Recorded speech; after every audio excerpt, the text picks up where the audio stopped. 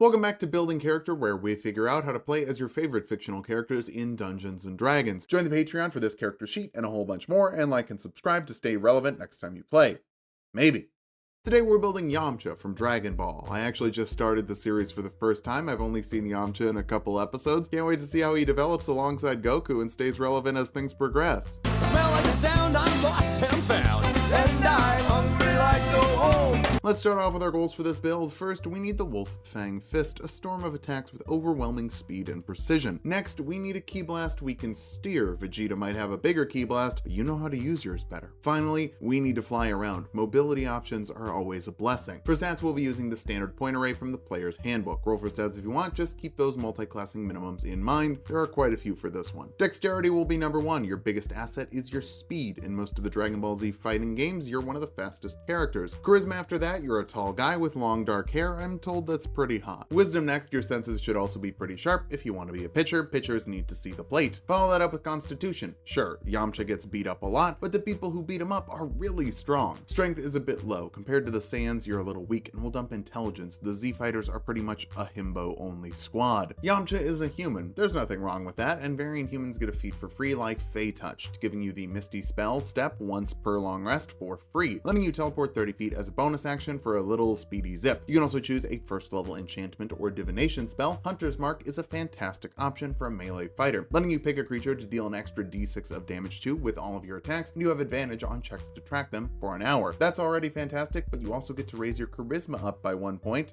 That's also pretty good, I guess. Bump your dexterity and your charisma with your other 2 free points. Take perception for your skill of choice and build your own background for persuasion and sleight of hand. I would take the athlete background, but we can get those skills from our starting class, that being monk, giving you athletics and acrobatics if those are the skills you want. They are, I just said that. You also get martial arts, letting you make your unarmed attacks using your dexterity modifier, and they deal a d4 of damage. You could even make another unarmed attack as a bonus action after you make one with your action for a combo at level 1. We'll get a more intense Wolf Fang Fist as we move forward. Since you can't use martial arts while wearing armor, use unarmored defense to make your AC 10 plus your dexterity and wisdom modifier when you're not wearing armor. A gi is not armor. It's super comfortable. They're like pajamas for combat. Second level monks get key points they can use to do cool human guy stuff like Step of the Wind, letting you dash or disengage as a bonus action with a double jump distance for some early mobility before we start flying. Patient Defense lets you dodge as a bonus action, helping to make up for not investing in your wisdom as much right away, leaving your unarmored defense slightly worse than it could be. Flurry of Blows lets you make 2 unarmed attacks as a bonus action instead of 1, another piece of your massive combo, all of which will get buffed by Hunter's Mark. If you want to run as fast as you punch, unarmored movement just makes you faster when you're not wearing armor, no key points required. You really shouldn't wear armor, it would kind of ruin the character. Third level monks get to choose a monastic tradition. Sun Soul is great if you want a ranged option with Radiant Sun Bolts. These are ranged spell attacks that deal 1d4 radiant damage plus your dexterity modifier with a 30-foot range. You can also spend a key point to make 2 Sun Bolt attacks as a bonus action, basically letting you flurry with range. The big issue is that these are spell attacks, so they don't get the damage buff from Hunter's Mark. That kind of makes sense for Yamcha though. Wolf Fang Fist is always his best move in every game he's in. It kind of defines his playstyle. All monks get to deflect missiles, letting you reduce the damage from incoming ranged attacks by 1d10 plus your monk level and dexterity modifier, and even throw that ammo back with a key point if you drop the damage to 0. I really think you should be using your key points on Flurry of Blows, since your Hunter's Mark makes each hit 1d4 plus 1d6, so just use deflect missiles to stop damage from coming in. Until we jump over to Fighter to bump your damage die with unarmed fighting as your fighting style, making your unarmed attacks deal 1d6 with 1 free hand, 1d8 with 2 free hands, and 1d4 to a creature you have grappled once per turn. That's effectively a d14 damage die with Hunter's Mark, though you're more likely to get middle numbers than high numbers. I don't do statistics, I do massive punch man combos. You also get Second Wind, letting you heal 1d10 plus your fighter level as a bonus action once per short rest. Take a deep breath and get ready for another round with Vegeta. I'm sure it's gonna go better the second time, especially if you hit second level of fighter for Action Surge, letting you make 2 actions in 1 turn once per short rest. That's up to 4 attacks in a single round with a Flurry of Blows, and it's gonna be more later. Just you wait. Third level fighters can choose a fighting style. We're gonna go with Eldritch Knight, which might seem like a bad idea with dumped intelligence and no weapon with which to bond, but I'm taking it for spells that don't require a modifier and more spell slots later. So for modifier free spells and cantrips, Message lets you whisper to another creature within 120 feet of you for some communication, and Blade Ward lets you resist bludgeoning, piercing, and slashing damage as an action, though dodging is probably better, especially when you can dodge as a bonus action. Mage Armor will make your AC 13 plus your dexterity modifier when you're not wearing armor, which doesn't stack with unarmored defense, but it does make investing in wisdom less important with unarmored defense since, it's just +3. Shield adds 5 to your AC as a reaction, helping to keep Ki Blast attacks off of you or just punches. Magic Missile fires 3 bolts of force that automatically hit and deal 1d4 plus 1 force damage each. This is our first option for steering the Ki, but we'll get a different one soon. 4th level fighters get an ability score improvement. Took a while, but investing in your dexterity will help you hit stuff good, which is the best method of fighting if you're using the Wolf Fang Fist combo technique. 5th level fighter can make that combo better with extra attack. They're the only class that gets it, letting you make 2 attacks instead of 1 with your action, 3 with a martial arts bonus action, 4 with a flurry of blows, or 6 with your action surge and flurry of blows. With Hunter's Mark, that's 6d8 plus 6d6 damage from a punching combo, and we still are not done. 6th level fighters get another ability score improvement, so you can cap off your dexterity modifier before we start multi-classing again. Now, we're gonna jump to Holy Solely, also known as the Divine Soul Sorcerer. That'll make you favored by the gods to add 2d4 to a failed attack roll or saving throw once per short rest. Dropping the combo string of Wolf Fang Fist leaves you open in a pretty big punish state. Maybe, I don't know fighting game words. We're here for cleric spells like Sacred Flame, forcing a dexterity saving throw on a creature and dealing 2d8 radiant damage if they fail. You also get to ignore cover, another steerable Ki Blast, kind of. Word of Radiance just spins it around you, forcing a Constitution saving throw on creatures within 5 feet of you, dealing 2d6 radiant damage to those that fail. Guidance and Resistance add a d4 to an ability check or saving throw of a creature respectively. Sure, Yamcha gets rocked a lot, but that's because he's fighting gods. Guiding Bolt is a standard Kamehameha, firing a ranged spell attack that deals 4d6 radiant damage and gives the next person attacking that creature advantage. You might not be able to Spirit Bomb, but you can distract people. You could also distract them with the Jump spell, which triples your jump distance for a minute. Just be like, hey, look how high I can jump, and then Vegeta will punch a hole in your chest. 2nd level sorcerers get a Font of Magic with sorcery points you can use to recover spell slots for now and do cooler stuff with next level. For this level spell, Featherfall prevents up to 5 falling creatures from taking falling damage, save Goku, Gohan, Goten, Goro, and Gobot. Most of them can fly, but sometimes they die in the air, and dying in the air is scary because,